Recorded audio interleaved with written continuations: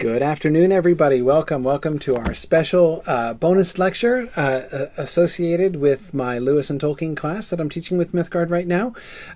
We're delighted to welcome in anybody who's interested to this, and I hope people will be able to enjoy this lecture now, and we'll get recordings posted of it later. I am delighted today to introduce Professor Higgins. Sørina Higgins is serving as a preceptor. She's on our faculty team for the Lewis and Tolkien class this semester, I'm delighted to introduce her for her special lecture today, which is called The Heraldry of Heaven. Let me just tell you a little bit about Professor Higgins. She holds her MA from Middlebury College, from their Breadloaf School of English, and her thesis was entitled The Heraldry of Heaven. So this is the subject of her MA thesis that she'll be talking about here today. Many of you might know her from her blog about Charles Williams called, I would say aptly called, The Oddest Inkling. And she is currently editing The Chapel of the Thorn by Charles Williams, and an academic essay collection on the Inklings and King Arthur. She's, as you can see, she's very much involved in the Inkling scholarly community. I am delighted to hear from her today on C.S. Lewis. So I wanted to draw your attention to, as we go, Professor Higgins is going to have several questions posted for you there to answer. So she's got one there up on the screen right now, which you should be entering your answer to the question, what you think of, in the questions box there on your control panel. And she'll be interacting with your responses. And of course, if you have questions along the way, feel free to type those in. And without further ado, I will hand you over to Professor Higgins. Okay, thank you so much, Corey. I really appreciate it. I'm really glad to be here today, everyone, and have this chance to talk to you about C.S. Lewis and about an important topic in his works. So thanks to those of you who are already typing in the box there about what you think is a major theme that runs through C.S. Lewis's writings. If a few more of you want to type that in there, I will refer to those in just a minute, because I'm going to take you through one theme of his works, the Heraldry of Heaven, or Sehnsucht, but I want to refer to a few others as well. So go ahead and type those up. So I want to refer to two elements of C.S. Lewis's writing here related to his themes before I get into Sehnsucht. And the first one I want to refer you to is for those of you who have read Paralandra. You may remember that at the end of Paralandra, Ransom comes to a moment when he meets the Oyarsa, the Oyarisu, or the archangels of Mars and Venus, and they give him a vision. And this vision is of the meaning of the universe and how everything is interrelated. So do you remember this moment when he sees essentially points and ribbons of light? And he's looking at this vision. He's watching it develop, and he's starting to see that there's this pattern. And so he focuses in on one point of light. And as he looks at this point of light, it becomes the center of the entire pattern. It becomes the most important point of light in the entire pattern, that everything else is revolving around it. And then his vision shifts, and he looks at another little point of light, and that one is the center. But the first one has not shifted. So somehow, as he continues looking at this vision, he sees that each of these millions and billions of points of light are each the center of the entire pattern. And also there are these ribbons of light, and each ribbon seems to be the one thread that is tying the entire pattern together. So I want you to think of these points and ribbons of light as if they represent themes throughout C.S. Lewis's writing. And I'll read out some of the themes that some of you have typed here as well and comment on them briefly. Megan Vance said that a theme is being called to something greater. Sarah Powell says losing oneself and giving up one's personal desires in favor of greater and grander desires that we won't fully understand until we submit. So those two work together, right? Being called to something greater to which we must submit.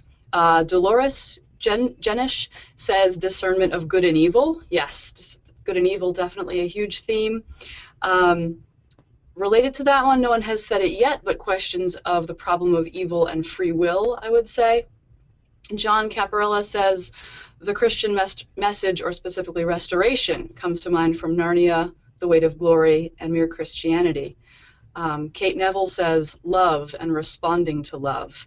Yes, and those of you who are in the Lewis and Tolkien course have probably been talking and thinking a lot about Till We Have Faces and the different kinds of love and then perversions of love that are presented there as well. Great. Any more Anybody else think of another theme or thread that runs through C.S. Lewis's works? Or even if you're not thinking of the works in general, one specific book perhaps that meant a lot to you. Kate Neville says forgiveness as well.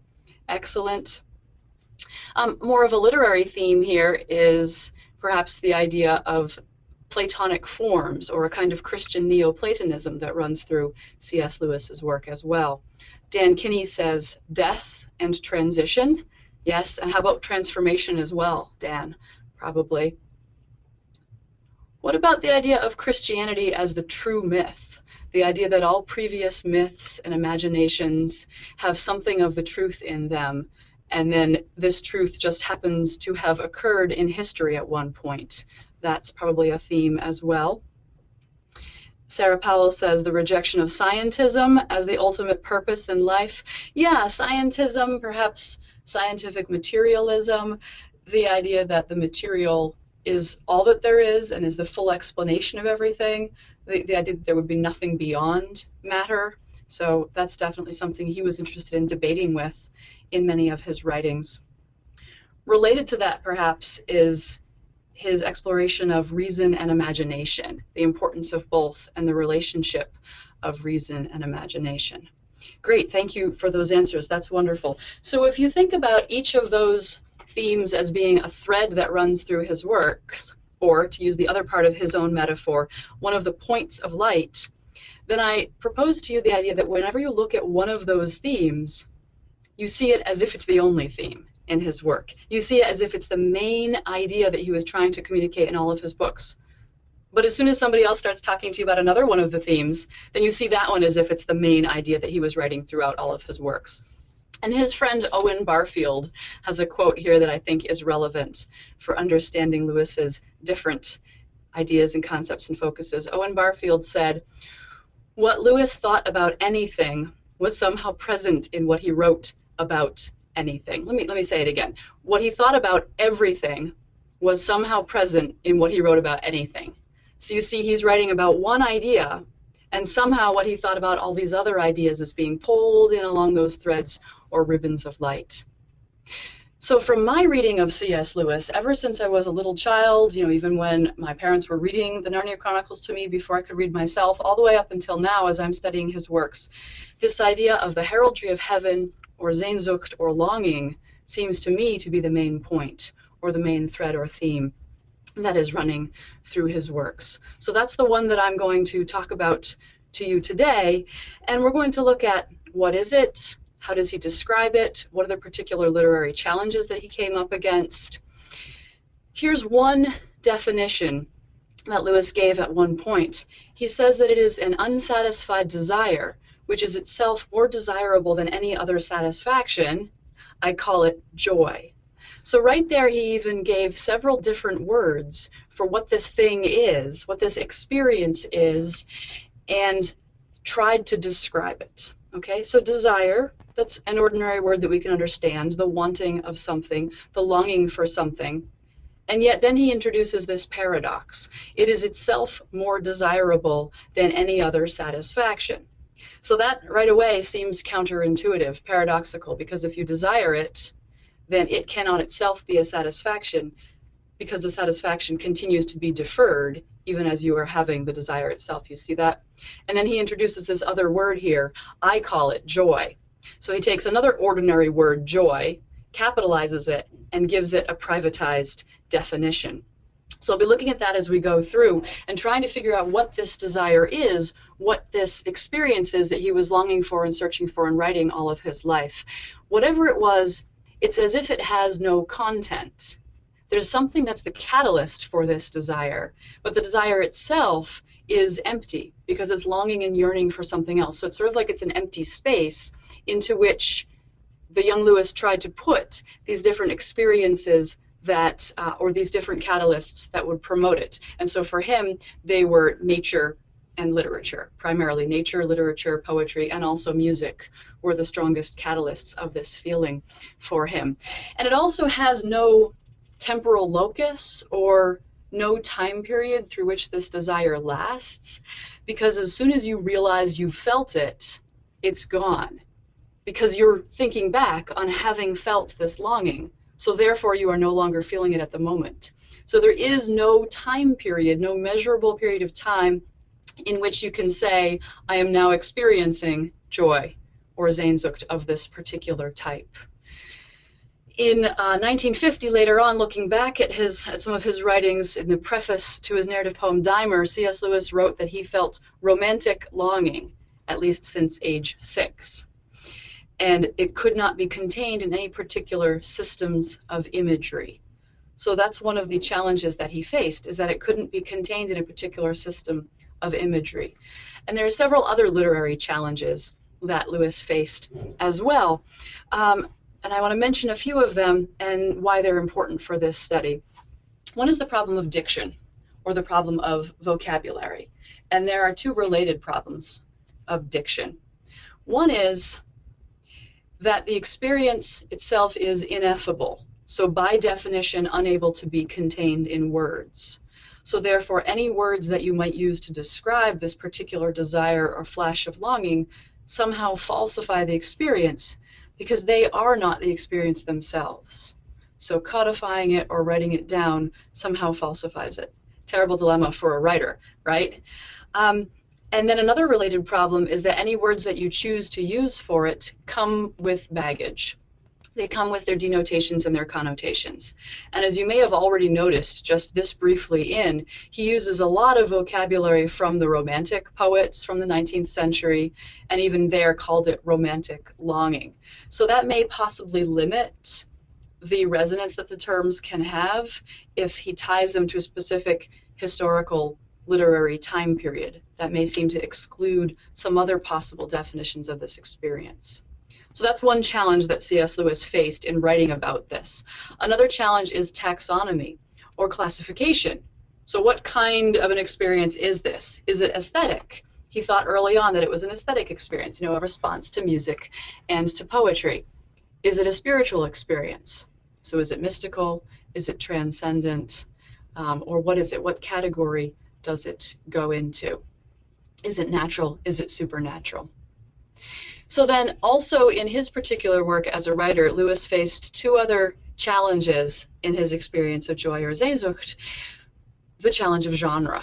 What is the best type of work in which to describe this? Is it literary criticism that examines the history of the term Sehnsucht or of the experience in poetry? That was not really his choice. He would refer to that sometimes, but he wasn't so much inclined to study the etymology of the terms or the history of it in literature.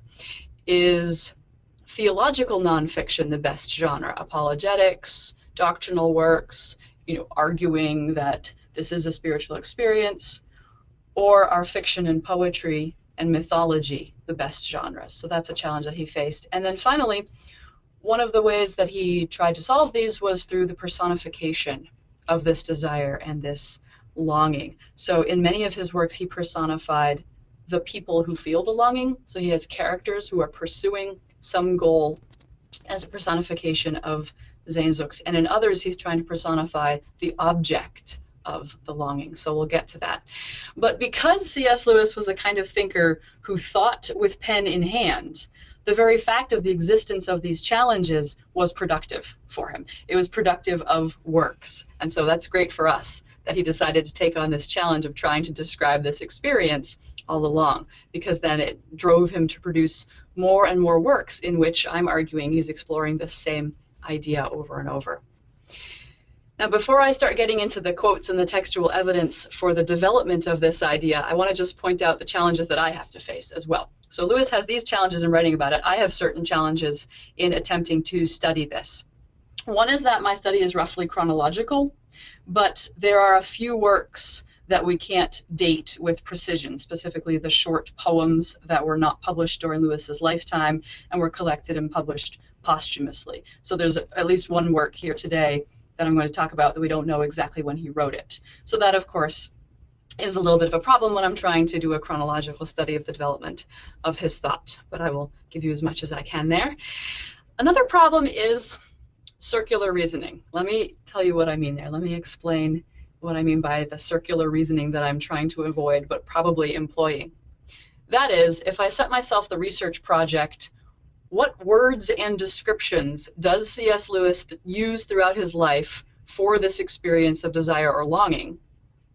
Well, then what I'm going to do is I'm going to go into his texts and look for all the places that sound like they are that desire or experience or longing. But then by the very nature of doing that, I am collecting these passages and saying, oh, look, here are words that he used to describe this.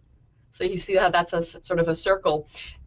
There's no way to get out of the circle as long as I'm using his own terms to define it. So what we usually end up doing here is using his own definitive work, Surprised by Joy, in which he looks back over his life and his writings and says, this is what this experience was at these different phases in my life. So that's a little bit circular because we're using his own terms and definitions later in his life to define his earlier ones.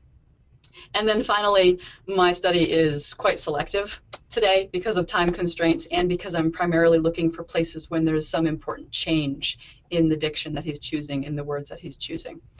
So with those caveats in place about the difficulties of this study, let's do it. Let's try to examine some of the texts that Lewis talks about. And I will be referring to his letters as often as possible. They are a very valuable resource. The large volumes of the collected letters of C.S. Lewis are a great resource to go to if you're looking for some kind of chronological development or development of ideas in his works. And he often used them as notebooks to work out ideas that he then later put into his published works. So in the first volume of Lewis's letters that cover from his childhood up until his conversion to Christianity in 1931, I found 48 references to something that looks to me to be this experience of longing or desire, this particular kind of flash of yearning for something more, sort of wanting to possess it, but then having it go by. So I found 48 references by my count, and they were usually evoked by nature, literature, poetry, and music. And they were usually written to his friend Arthur Greeves. And Greeves and Lewis became friends when Lewis was 15, remained friends all their lives. And in a letter to another acquaintance, Owen Barfield, whom I mentioned before, Lewis calls Greeves the friend of it, capital I-T, the friend of it. So it is kind of the key word in this early phase of Lewis's life for what he would later term joy or Sehnsucht. So do you see how that's important? You see how that's relevant for this phase of study? That when he was a child and a teenager and a student, he didn't have the terminology yet for what this experience was. And yet it was arguably the most important thing in his life. So he just called it with a capital I to show that it was this central experience. Now, the first description that I found of it was when he was writing about the poems and plays of William Butler Yeats. And he wrote to Greeves, his works have got all that strange, eerie feeling about them, of which we are both professed admirers. So right away, I want you to notice that although this is something desirable, it's also strange and eerie. It's a little bit unsettling, a little bit alienating. And then he says, my earliest aesthetic experiences, if they were aesthetic, were incurably romantic. So I want you to combine those in your mind, strange and eerie, and also romantic. And we will discuss these terms more as we go through. You may be familiar with the often retold story about the little garden on the biscuit tin lid. Yes, have you heard this story? So Lewis and his brother Warnie are really young, and Warnie took the lid of a cookie tin and made a little garden on it with moss and flowers and so forth, and brought it in and showed it to Jack, to young C.S. Lewis. And it sparked in Lewis a response in which he saw nature differently, much like when you see it in a mirror, that there's something different about the distance, and in this case about how things were small. But he doesn't say that that experience was his first encounter with Sehnsucht. In the narrative, he just says that it made nature feel fresh to him, cool and dewy and fresh. And it's actually right after that that he writes that there were hills that he could see far off from his nursery window. And he says that it was those hills that first evoked the longing in him. So that moment with the little garden is often pointed to as his first experience of Sehnsucht, but he doesn't say that. He says that it was the hills that first taught him Sehnsucht and the far-off longing. So let me give you a quote here, a couple quotes here that are really important for the terminology he's using at this time. take a look at this one, and we're going to focus on the adjectives. He says, in Milton is everything you get everywhere else, only better. He is as voluptuous as Keats, as romantic as Morris, as grand as Wagner, as weird as Poe, and a better lover of nature than even the Brontes. So that's in a letter to Arthur Greeves.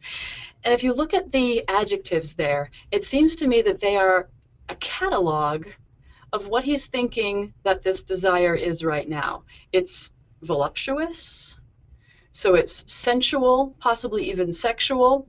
It's romantic. Now that's romantic as a literary term, right? Not so much as a relational term, but it has that implication as well. It's full of love and longing and desire. It's grand. It's on a large scale. Here's weird again. I said to remember strange and eerie. And it has to do with love of nature. So these are sort of a catalog of the feelings that he captured all together in this experience. Later on, he wrote to Arthur Greeves, I think I am true to the old canons, romantic beauty, eeriness, terror, homeliness, solidity, and absurdity. These were the gods we worshipped in the golden age, were they not? So he's only 19 years old, and he's already looking back on his childhood so long ago when he and Arthur were 15 years old, and they had this golden age of it, when they were experiencing this longing all the time. Now, I'm not arguing that every point in this list is Sehnsucht. I think, as a matter of fact, the list starts there and moves away. So romantic beauty is probably the one in that list that's the strongest catalyst of this particular feeling. And then eeriness is probably next. And then terror probably starts to move us away from that. And then these are other things that he and Arthur loved at the time as well. Now, he was also writing another letter about some forests, some woods around County Antrim in Ireland, and wishing that he could be there. But he said, I believe that longing for them is as good. For if I were there, what could they or any other beautiful object give me but more longing? So he realizes even then he does not actually desire to be in these woods, in this natural setting that evokes the longing, but he only wants to long for them. So again, there's that slippage, that idea of postponing the satisfaction of the desire to the next and to the next and to the next, so that it is never captured. So that's a pretty good catalog right there on those three quotes there of the things that evoked it for him. So I'm going to ask you another question right now, and then if you type your answers while I go through the next section, I'll read them a little bit later on. So I don't have the question on the screen, but just type your answers here. Do you get flashes of this longing? And if so, what is it that evokes it for you?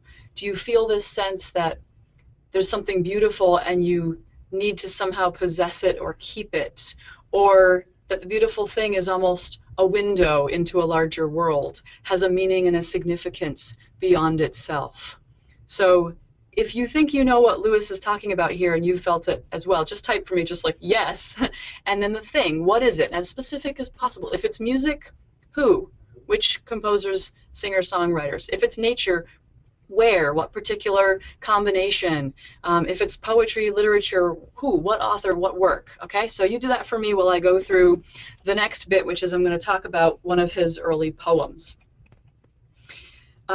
So in 1919, Lewis published Spirits in Bondage, which is a collection of wartime poems right after his World War I experience. And there needs to be more study of Lewis's wartime poetry. There needs to be more examination of his works in context of the other young World War I poets. So keep that in the back of your minds as a possible interesting paper topic. But here's one poem, a little snippet from one poem from the collection. And interestingly, in the preface to this collection, Walter Hooper writes that at this time, Lewis had no name for the feelings which mediate this intense longing. He did, however, have the words to describe what he felt. So do you see the distinction that Hooper is making there? He can describe the feeling itself, but he doesn't have that label or that taxonomy for it. So here's some of the descriptive language that he gives for it. Ever and again across the dreariness, there came a sudden glimpse of spirit faces, a fragrant breath to tell of flowery places and wider oceans, breaking on the shore for which the hearts of men are always sore. Now this adds a very, very important element, the idea of heart soreness or heart sickness, that there's actually something sad about this.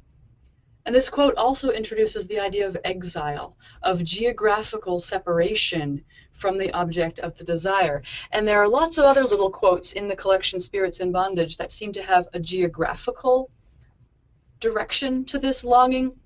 There's a wanderlust or a wanderlust for the lands no foot has trod and the seas no sail has known, for the lands to the west of the evening and east of the morning's birth, where the gods unseen in the valleys green are glad at the ends of earth.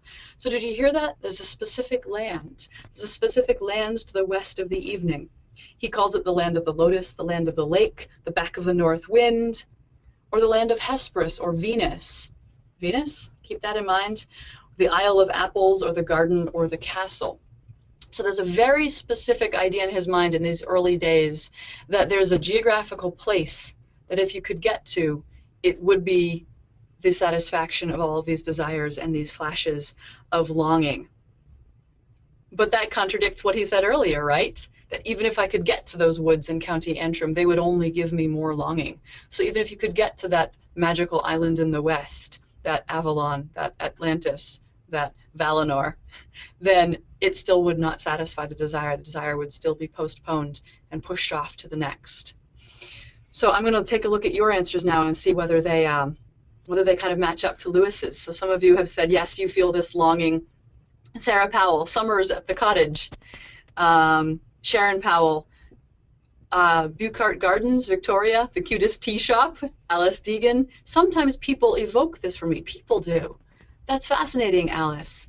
In the way that they look, in something that they say, their conversation. I'm curious what it is about people that sometimes evokes that for you. John Caparella says, yes, mostly Bach or great sacred cantatas, Kempra and Rameau. And also, they're in your mind's eye at the moment, John. Yes, I'm picturing these things as I go through too.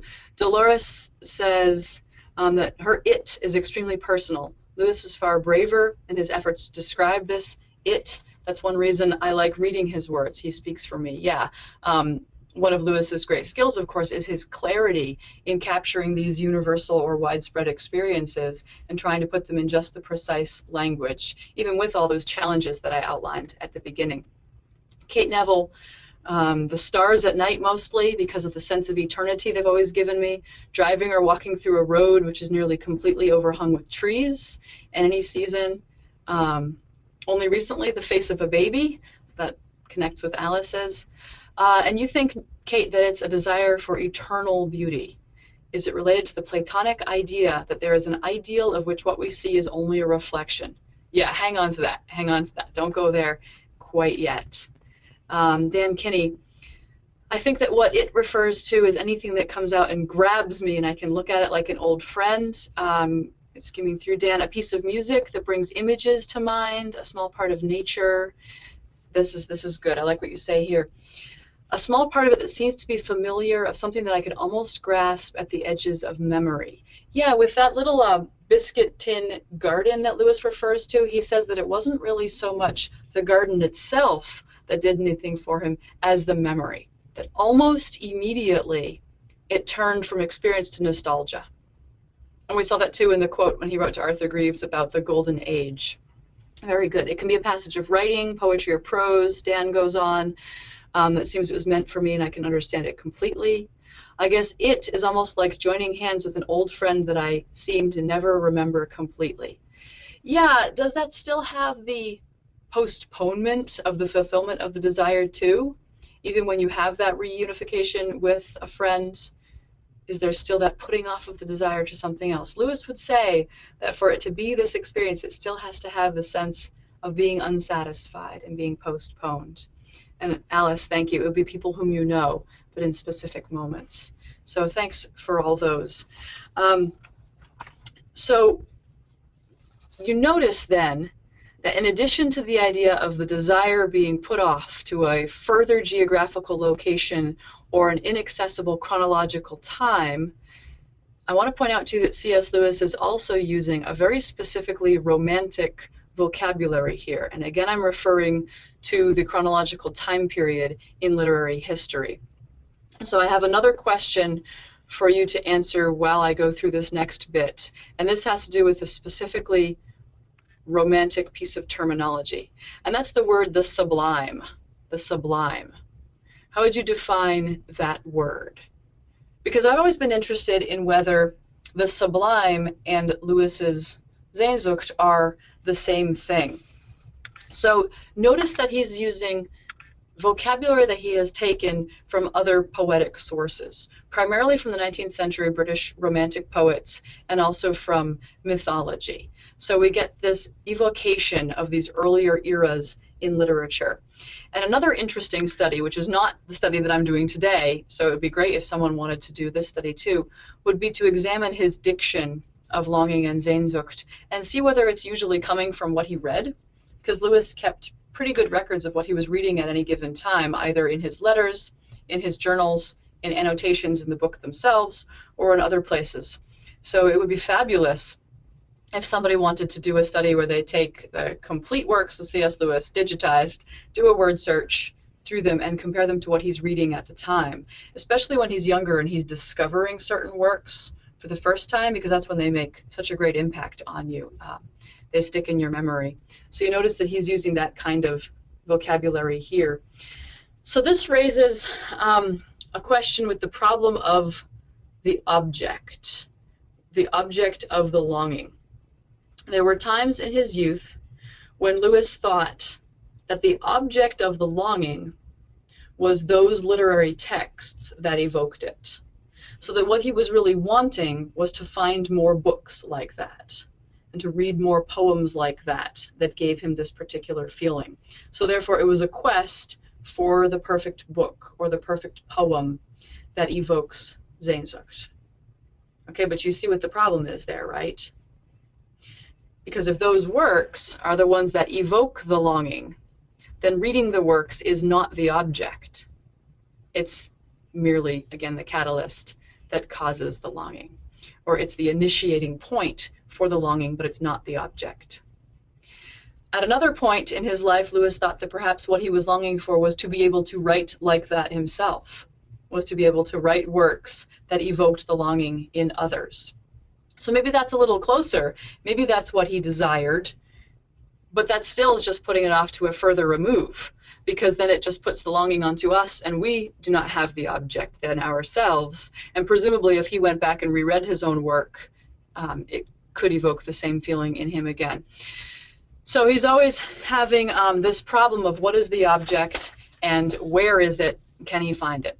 So let's take a look at the sublime then and see if this connects up and if this helps us to understand what it is that Lewis is trying to describe. So the sublime, and I noticed that none of you wrote any definitions of the sublime in the comments here. Anybody want to do that while I'm setting it up? Sarah Powell says, something that is sublime is satisfying beyond description because it satisfies a desire you either didn't know you had or couldn't have limited by putting into words. And John Caparella says it's something that is mysterious. Okay, good suggestions. Very good. Quite different from each other and quite different from Lewis's Sehnsucht. Any more? Any more definitions of the sublime? While you're typing them, I'll set this up by telling you, in the 19th century in European poetry and philosophical discourse, the sublime was a pretty hot topic for debate. So a lot of writers were putting forward theories like the ones that you are at the moment. What is this sublime? How do we define it? What causes it? What is its purpose? Where does it come from? And so forth. So I'll give you one influential one from Edmund Burke in his treatise on the sublime and the beautiful. Whatever is fitted in any sort to excite the ideas of pain and danger, that is to say, whatever is in any sort terrible, or is conversant about terrible objects, or operates in a manner analogous to terror, is a source of the sublime. That is, so here he's going to give the shorter definition, it is productive of the strongest emotion which the mind is capable of feeling. So there's his definition. There's his short definition. The sublime equals the strongest emotion which the mind is capable of feeling. Okay, any emotion The strongest positive emotion, the strongest negative emotion, which is it? Well, look back at the beginning. Whatever is fitted in any sort to excite the ideas of pain and danger, whatever is terrible, is a source of the sublime. So it's more on the side of the negative emotions. Whatever excites pain, terror, terrible emotions. And yet the kinds of examples that were given by the Romantic poets through all this time are things that are not actually dangerous and terrible to us, but evoke that feeling. So for instance, mountains, enormous mountains, are a very common image for evoking the sublime, or a very common source of sublime in Romantic poetry. So you may be familiar with Wordsworth's poem, The Prelude, in which he goes out at night, steals a boat, rows across a dark lake, and then suddenly these mountains loom up out of the darkness, and they terrify him. So he turns the boat around and heads home as fast as he can, but he says for a long time afterwards, these terrible shapes haunted his mind by day and were a terror to his dreams. So that's the sublime. Even better if you can get a thunder and lightning storm on top of the mountain. That would be even more sublime. Even better if you are, as he was, out in the middle of water looking at this mountain with a thunder and lightning storm. That would be even more sublime. So this was part of the debate that was going on. So I'm still asking myself, is this the same as Lewis's Sehnsucht? Is feeling terror at the size and power of the mountain the same as this longing or this yearning that's evoked for Lewis by the sight of far-off hills, or a line of Yeats' poetry, or a strain of music from Chopin or Wagner? And it doesn't sound like it in Burke. It didn't sound like it when I looked at William Blake's poetry. For Blake, joy is part of the world of beauty that fades with experience. It never attracts the painful or terrifying semantics of the sublime. So here in Blake, you have a contrast. You have joy on the one side, and you have sublime on the other, and they are not the same. All right? So which one matches up to C.S. Lewis's? What's similar between those two influential writers, William Blake and Edmund Burke, is that for them, joy is something small, and the sublime is something enormous. Okay, so which one then is Sehnsucht? Well, we have to look to another poet to see that, and that's William Wordsworth. William Wordsworth took the sublime, the beautiful, and joy, and he united them into a natural and spiritual whole. So here is a quote from Tintern Abbey. "And I have felt a presence that disturbs me with the joy of elevated thoughts, a sense sublime of something far more deeply interfused, whose dwelling is the light of setting suns, and the round ocean, and the living air, and the blue sky, and in the mind of man, a motion and a spirit that impels all thinking things, all objects of all thought, and rolls through all things." So in Wordsworth, this is something enormous. It's large. It runs through all things, like the great dance, perhaps, at the end of Paralandra. But notice there that you've got the word joy grammatically parallel to the phrase a sense sublime. So it disturbs me with the joy of elevated thoughts, semicolon. Wordsworth, if this were an essay, I would have told you need a colon there instead of a semicolon, because he's saying that the two things on either side of that semicolon are equal. A sense sublime. So joy equals a sense sublime. And yet it's a disturbing joy. It's a presence that disturbs him with the joy of elevated thoughts. So I want you to consider that perhaps this passage here from Wordsworth is a very good one to compare to C.S. Lewis. Because since Lewis is trying all these different words throughout his writing for this experience, here we get a passage that unites them. We get the word joy united with sublime, united with the disturbing. We do not get the word Sehnsucht, but we'll come to that in a little bit. All right, so now we come to another phase of C.S. Lewis's life. This was all his youth, childhood, teenage years, his years as a student. And then in 1923, something happened to C.S. Lewis. He had a friend. It was the brother of Mrs. Moore, with whom Lewis was living at the time. So Doc Askins was this man who came to visit them, and he was suffering from a terrible mental illness, and he was having psychological breakdowns. And time again, Jack would be with Doc Askins when the doc had these breakdowns, and he would be lying on the floor screaming that he felt that demons were dragging him down into hell right that minute. So that's one side of this, is that in his life, C.S. Lewis was having to deal with this terrible thing that was happening to an acquaintance of his. And on the other hand, Lewis was doing experiments to try to discover the satisfaction of his longings. And involved in these experiments, one route that he tried was magic, the occult, mysticism, just a little bit of dabbling to see whether there was something in spiritualism, theosophy, and so forth that might be the answer to finding the solution to all these longings. And then the encounter with Doc Askins and the idea that it was the doc's spirituality that drove him mad. That's how Lewis interpreted it. So in Surprised by Joy, he writes, I had seen a warning. It was to this raving on the floor, that all romantic longings and unearthly speculations led a man in the end. And after that, when he was 24 years old, there's a gap of 6 years in his writings in which we do not see these romantic longings anymore. I could only find one brief hint that he was getting a flash of this romantic longing from, I believe it was a Norse poem, but 188 pages of the letters go by without any reference to this. Well, why? Because he wrote to Arthur Greaves, Arthur, whatever you do, never allow yourself to get a neurosis. You and I are both qualified for it because we were both afraid of our fathers as children. The doctor who came to see the poor doc, a psychoanalyst and neurological specialist, said that every case went back to the childish fear of the father. But it can be avoided. Well, how? How do you avoid this neurosis? Keep clear of introspection, of brooding, of spiritualism, of everything eccentric. Keep to work and sanity and open air, to the cheerful and matter-of-fact side of things.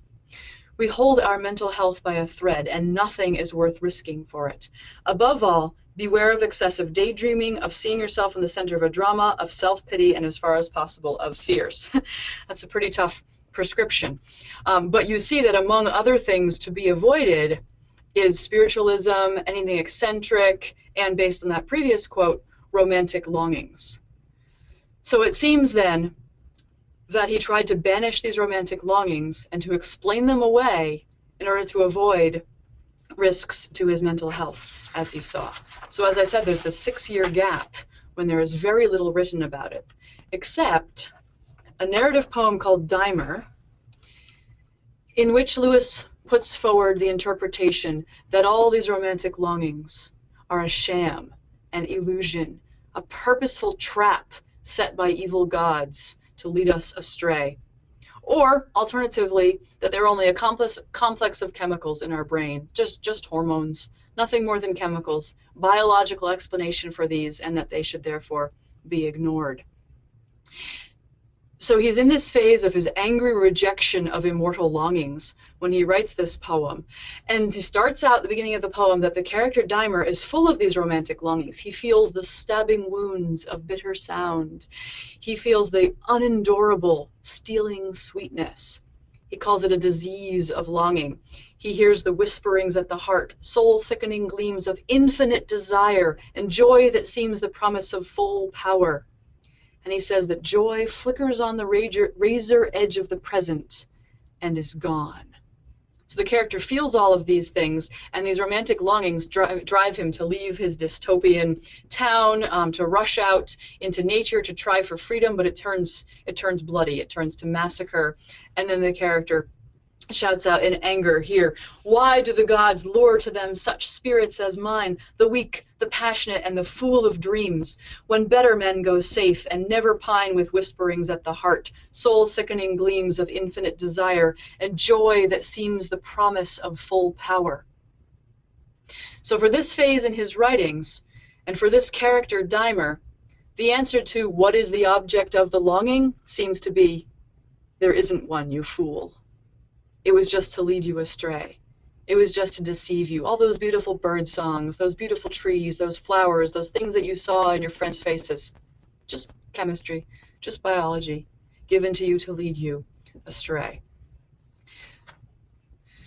But thankfully, it's not where the story ends. And as time went by, Lewis began to meditate while he was going on his walks. And of course, he was changing spiritually as well. And he wrote to Arthur Greeves that just now, when I'm doing very well spiritually, I can cautiously say that I am getting glimpses of it again. And as usual, when he wanted to interpret something, he turned to literature to do so. And so here are some of his responses to the writings of William Morris. And you can see some important words in here that show where he's starting to go in his interpretation of the longing now. So he's talking about this book by Morris, and he says, the beauty of the actual world, the vague longings which it excites, the inevitable failure to satisfy these longings, and overall the haunting sense of time and change, making the world heartbreakingly beautiful just because it slips away. All this, I thought, he, William Morris, gave to perfection. But of what this longing pointed to, or the reason why beauty made us homesick, of the reality behind, I thought he had no inkling. But now, in this particular book, Love is Enough, he raises himself right out of his own world. He suddenly shows that he is at bottom aware of the real symbolical import of all the longing, and even of earthly love itself. The light of holiness shines through Morris's romanticism. Aha! Holiness. So you see where this is going, right? And similarly, he says that all that Morris has done is to rouse the desire, but so strongly that you must find the real satisfaction. So there is a real satisfaction then? Okay, now we come to the poem that I told you we don't know when he wrote it. We don't have a date for it. So this is another moment of that circular reasoning. If we look at the text itself, we think we can tell exactly when he must have been writing this based on its comparison to other moments. But take a look at this poem. It's called Sweet Desire. It's in the posthumous collected poems. So he starts out, these faint, wavering, far-traveled gleams coming from your country fill me with care. So they're troubling. That scent, that sweet stabbing, as at the song of thrush, that leap of the heart. Now here's what he's afraid of. I was tricked before. All the heraldry of heaven, holy monsters, with hazardous and dim half-likeness taunt long-haunted men. The like is not the same. So he kept being tempted and drawn aside by things that were like this true longing, but they weren't. So he's afraid of being tricked. Slow-paced I come, yielding by inches, and yet, O Lord, and yet, O Lord, let not likeness fool me again. So you can certainly see how from internal evidence this looks like a watershed poem between the moment when he's thinking that it's all trickery and the moment when he thinks it is actually true heraldry of heaven. It's the messenger who's coming with pomp and ceremony to announce heaven. So that's where we see his new interpretation of Sehnsucht starting to emerge. And then, as you may know from Lewis's biography, that he took his first Holy Communion again since childhood on Christmas Day, 1931. And so from then on, the diction of Sehnsucht is quite different, that he says very specifically that it is a pointer to heaven. It is a herald of heaven. So we'll take a look at some of that. I'm not going to take you through step by step each of these adult works that he wrote where he's giving different diction. I only want to point out a few of the really important moments. Some works that you might be more familiar with and some that you might not. The Queen of Drum, perhaps, is one you're not as familiar with. Unfortunately, I won't have time to say everything that I want to about this really remarkable poem. Do read it if you get a chance. It's a really powerful poem, and it's sort of a precursor of Till We Have Faces. It's a very similar setting and character and so forth. But I only want to point out to you one moment towards the end of the poem when the queen is faced with a crossroads. There are 3 roads before her, and we're told in the poem that one road leads to heaven, one road leads to hell, and then there's a middle road that leads to fairyland, and that's the road of desire. And she has always resisted going down the road to heaven because she believes that it's the death of desire. And in the poem, she's standing there at the crossroads. Warm was the longing that she felt, warm as lovers' laughter, strong, sweet, and stinging, that welled up to drift her away to the unwintery country, softer than clouds in clearest distance of Atlantic evening. Warm was the longing, cold the dread that entered after it. So this is an interesting poem that it occurs It was written in the late 1930s after Lewis's conversion, but he still has these three ways, and it's still the road to fairyland that is the road with the longing. Much more that could be said there, of course. But moving on into his later letters, we see a couple of other interesting, important phrases. He introduces the phrase divine discontent, that this discontentment is given to us from heaven. It's divine because it's leading us on to find its satisfaction. This is a quote that he wrote to Roger Lancelot Green, saying that he read a book and that it evoked the longing in him again. Go down a couple of lines there. He says, "I trust I have some degree of fortitude in adversity, but in the stronger grip of sweet desire, I am as helpless as a schoolgirl. The Freudians say all this is a substitute for sex. I'm more inclined to suspect that sex and wealth and fame and wine and travel and all things except God are only a substitute for this." So what's the this? The longing again, the sweet desire. And there are all kinds of investigations that can be made into the relationship between what Freud called wish fulfillment and what Lewis called desire as well. I'm going to skip ahead just a little bit because I want to make sure that we look at one important passage from from Out of the Silent Planet. Here it is. So I'd rather look closely at a few passages instead of skimming briefly over too many of them. And I want to make sure that we spend a good amount of time until we have faces and then time for some questions towards the end. So we're going to take a look at this important passage from Out of the Silent Planet, in which he introduces some interesting terminology here. So the character Ransom has been speaking to one of the inhabitants of Mars, to a Hross, and they've been discussing poetry. And there was a beautiful line of poetry recited that evening. And Ransom asked, well, wouldn't you like to hear that recited again? Don't you just want to take that line out of context and hear it recited again because it's so beautiful? And so the Hross answers him, but Ransom doesn't understand the Hross's answer because it turns on this grammatical point in the Old Solar language. Apparently, in this language, there were two verbs which both, as far as Ransom could see, meant to long or to yearn. But the Hrossa drew a sharp distinction, even in opposition between them. Wait, there are two kinds of longing that are actually opposites? Ransom's struggling to understand this. Huoi seemed to him merely to be saying that everyone would long for it, wondalone, but no one in his senses could long for it, halanthaline. So you see, we have these two words here. So Lewis has decided to put into his fiction what he's been struggling to express in all these other places in his letters and in his other writing. So instead of trying to define the terms only, he invents these words for it. So he invents these terms in the Old Solar language for the two different kinds of longing. And do you see the difference there? So the difference is no one in his senses would really long to have the line of poetry repeated, because to repeat that one line of poetry out of context would spoil it. You wouldn't actually get the feeling that the line evoked, because you originally got that feeling when the entire poem was performed, and so you came to it through the whole context that the poet had set up. You went through these stages of emotion, you followed the story and so forth, so that when you came to the line, it impacted you in just the right way. So no sane person would say, oh, just read me that line again, because it would ruin it. But everyone longs, wondalone, longs to experience whatever it was that the line of poetry evoked when you did have it in its proper context. All right, so I'm not doing much here other than paraphrasing and glossing the passage, but I hope that helps you to see the distinction that he's kind of making here.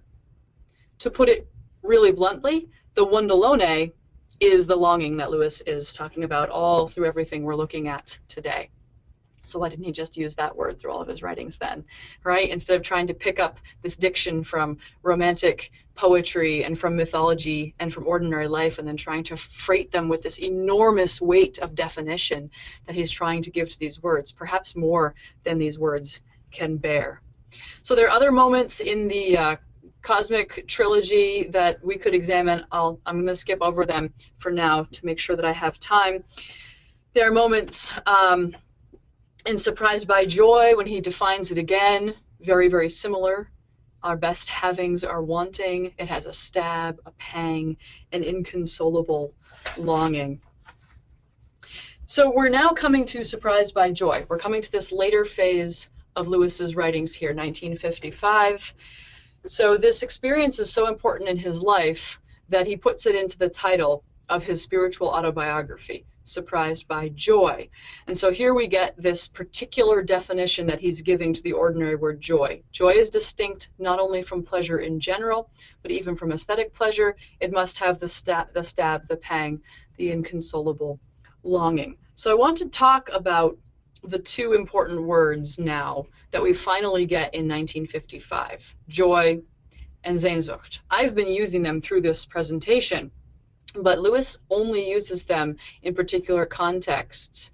And there's sort of a development from it in his childhood to romantic longing and all these vocabulary from romantic poetry in his 30s, and now to joy and Sehnsucht in this later work. The word joy, of course, occurs many places in his writings as well, but here's where he gives it this specific definition.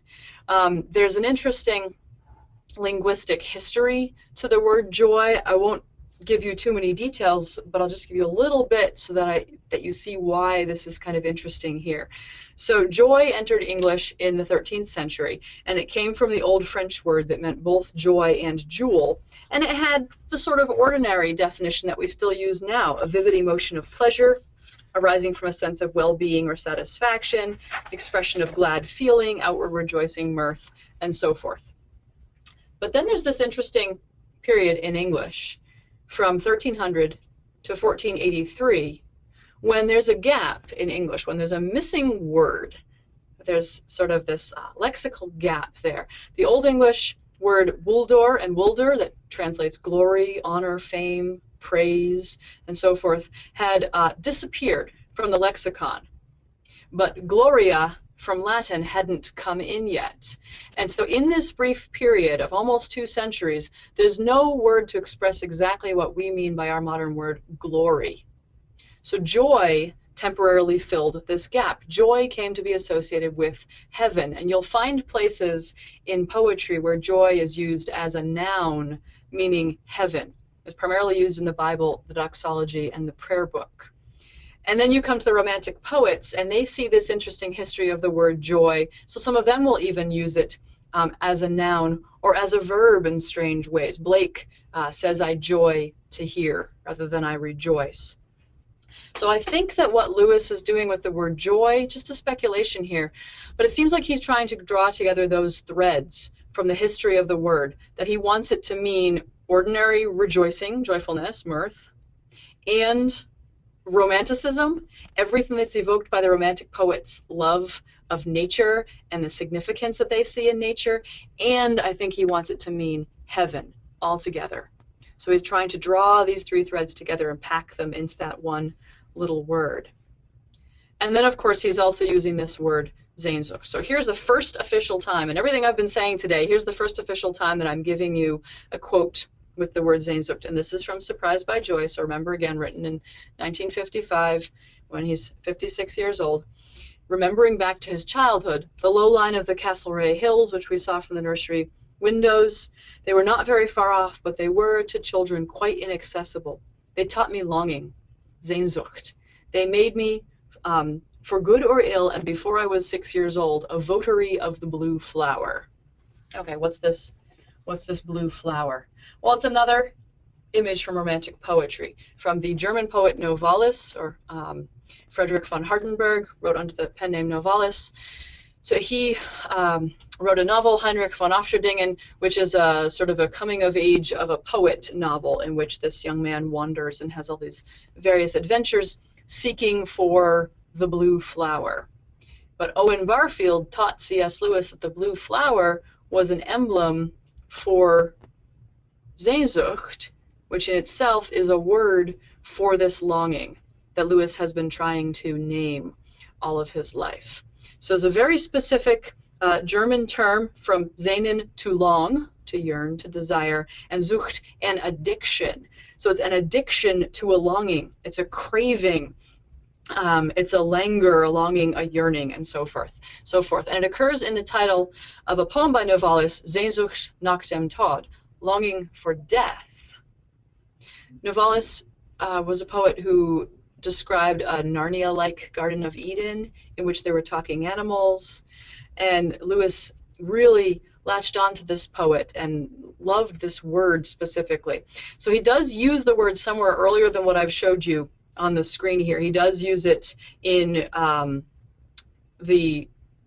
in Pilgrim's Regress. When he released another edition in 1943, he used it in sort of his descriptive gloss at the end of Pilgrim's Regress. He wrote this postlude, this afterword, in which he says Sehnsucht for what he had called romanticism in the subtitle of the Pilgrim's Regress, an allegorical apology for reason, romanticism, and Christianity.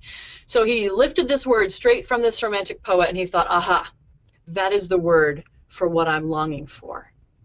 But really, longing for death? Sehnsucht nach dem Tod? Why not longing for heaven, then? If he's been calling it the Heraldry of Heaven, why not Himmelslust, then? A longing for heaven and romantic longing. Well, there's one final aspect of this that I want to look at with all these questions. And it's going to have to do with Till We Have Faces.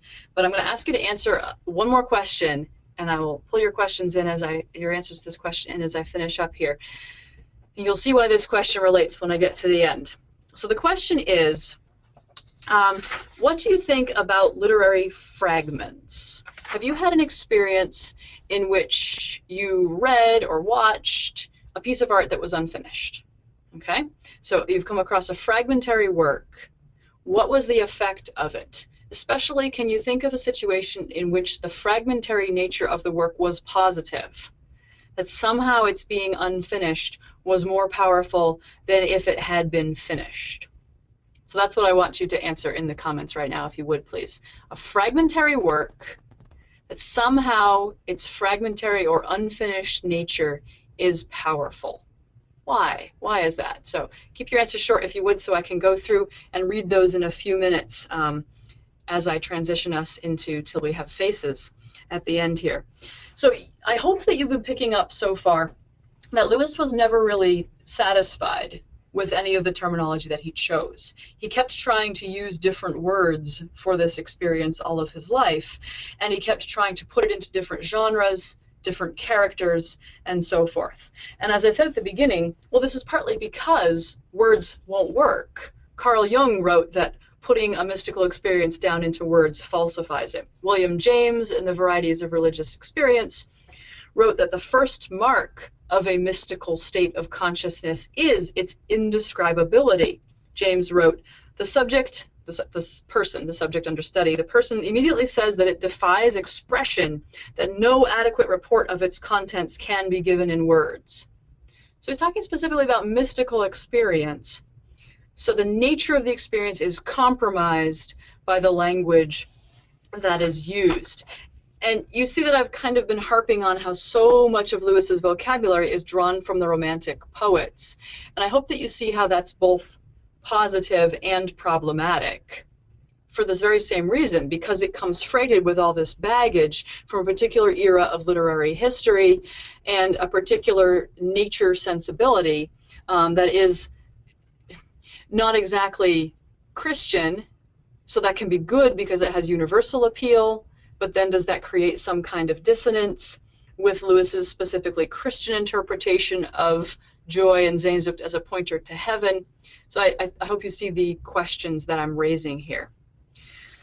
So there are maybe some ways of solving the ineffability paradox, the paradox that this is an indescribable experience and yet the only way I can share it with you is to use words, right? That's the paradox. So one way, as I indicated at the beginning, is perhaps to personify this experience in a fictional character, is to use a myth, a poem, a novel, a story to personify the character. So you can think of some characters that I've skipped over. There are many places in the cosmic cycle when Ransom is a personification of this longing. There are many characters in the Narnia Chronicles who are personification of this longing, probably most notably Reepicheep in his Eastern desire for Aslan's country. And there are many other examples that you can probably think of. So that's one possibility, is to personify either the seeker, the subject of the longing, or the source object of the longing. And another way is to embody the longing, but not its object. Because if the object is ineffable and therefore cannot be described, then perhaps the writer's best choice would be not to describe it. And so here's where I have a couple of quotes from Till We Have Faces for you. So I know that the majority of you have read this book because you're in the course, but just in case some of you haven't or haven't read it recently, those of you who aren't in the Lewis and Tolkien class.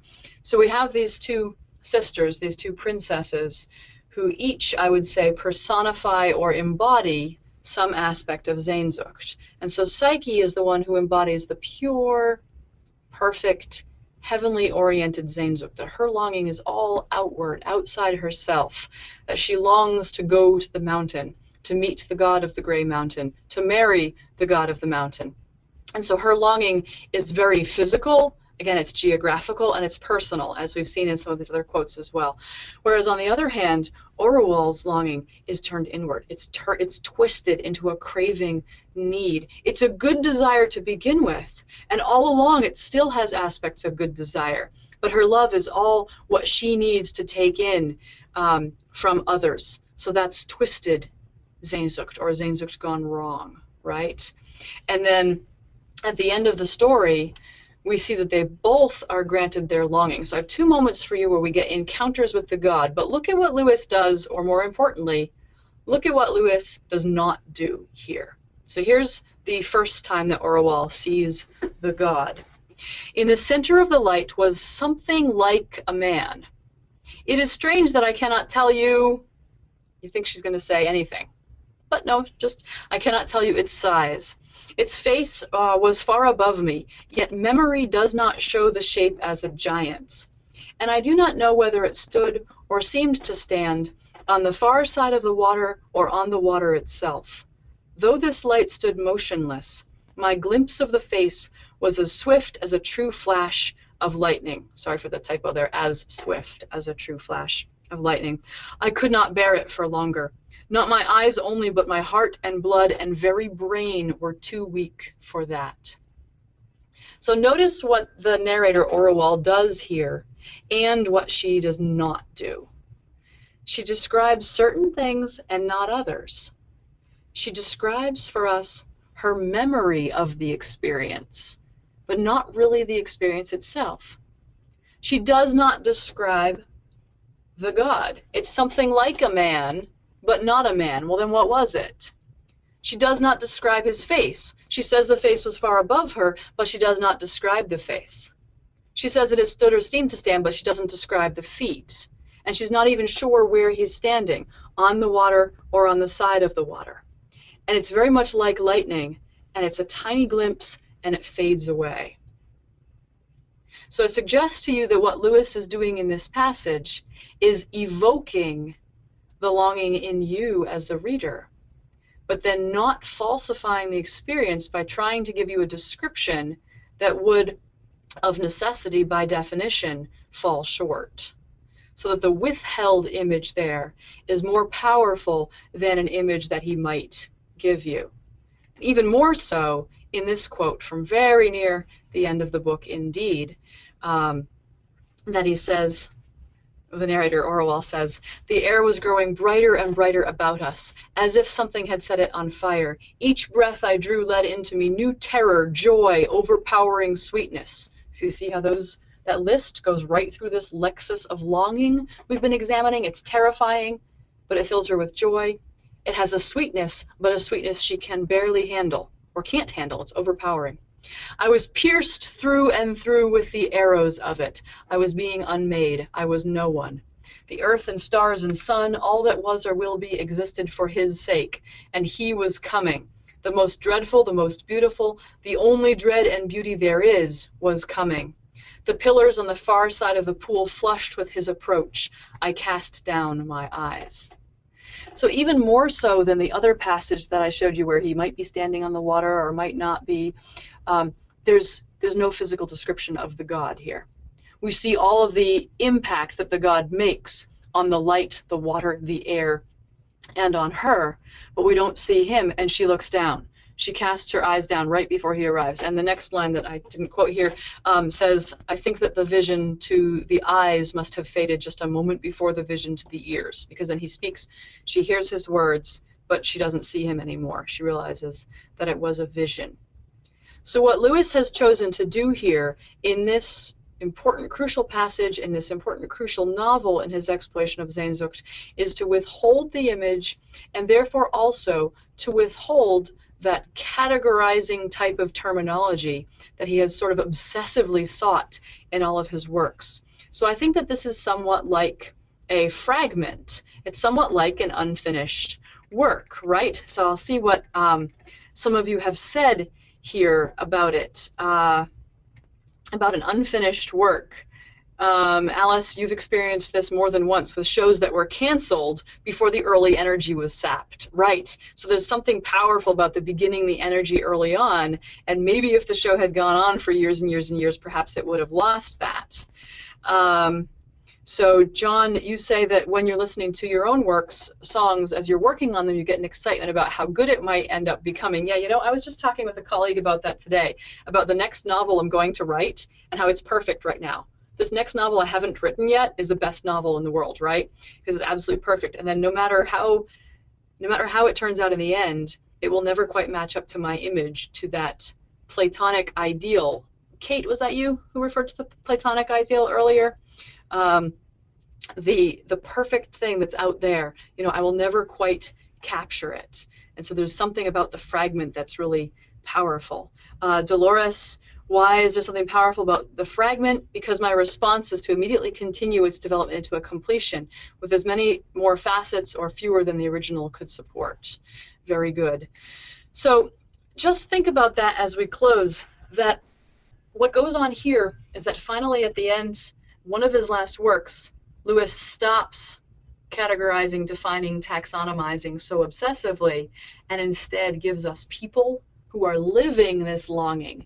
And then he sort of withdraws from the end and leaves it a little unstated. And I'll suggest to you 3 reasons that he leaves the Sehnsucht undefined and leaves the vision fragmentary at the end. And the first is theological. If it's really a God that she's seeing, obviously there is no way to explain it in finite human language in a way that our finite human brains could take in. If Lewis could perfectly well describe the God, what kind of a God would that be? It'd be a pretty pathetic God, right? Because it wouldn't be any higher than ourselves. And the second is a linguistic suggestion. Think about this one. Lewis was not as interested in developing languages as Tolkien was. We only get little snippets of the old solar language here and there in the Ransom works, but there are a few other hints throughout his works that he was interested in language, and that perhaps he thought there was a perfect unfallen language. So if there's a perfect language somewhere that is not tainted by our temporal sublunary nature, then only in that language could you find the exact word to describe this longing. Is it the word wondalone that he suggested in Out of the Silent Planet? That word wouldn't fit until we have faces, because they're an entirely different setting. So perhaps he doesn't have the one word here because this book is not written in the perfect unfallen language. And then finally, what I've been suggesting for a little while now is the literary reason, that leaving the encounter to the reader's imagination allows you, the reader, to feel unsatisfied desire yourself. So rather than just reading about a character feeling it, you're able to have it evoked in yourself instead. And that's why he leaves this empty space that I mentioned at the beginning that you fill with your imagination and your memory of the experience. So I hope that I've given you a little overview of a really, really important idea in Lewis's writings, and I'll stop now.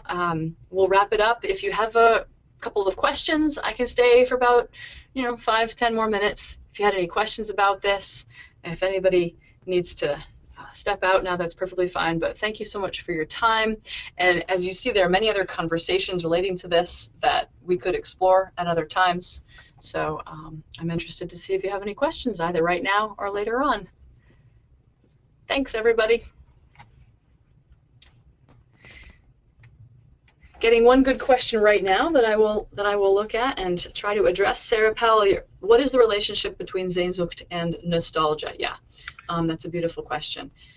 I've touched on it in a couple of the quotes. So going back to that little garden that we talked about in the beginning, you remember that he said it wasn't so much looking at the little garden that gave him the Sehnsucht as remembering having looked at the garden that gave him Sehnsucht. So almost immediately there's an element of nostalgia, because since the experience doesn't happen in any recordable amount of time, you're always remembering it. So some of the Romantic poets associate it with nostalgia very, very directly. There's a myth of memory that Wordsworth and others were developing. So whether they're the exact same thing, I wouldn't say they're the exact same thing, but I would say that there is an element of nostalgia in every experience of Sehnsucht, but not vice versa, right? You see that? You can have nostalgia without Sehnsucht. You can have all other kinds of nostalgia. You can have sort of cozy nostalgia, for like a warm Christmas with your family, around the fire or something like that, and it doesn't have any of that eeriness or strangeness or longing. But you could also have a nostalgia that had a Sehnsucht element to it. So excellent question. Very good. Any other questions? All right, great. Thank you so much for being here, and have a lovely evening. Bye.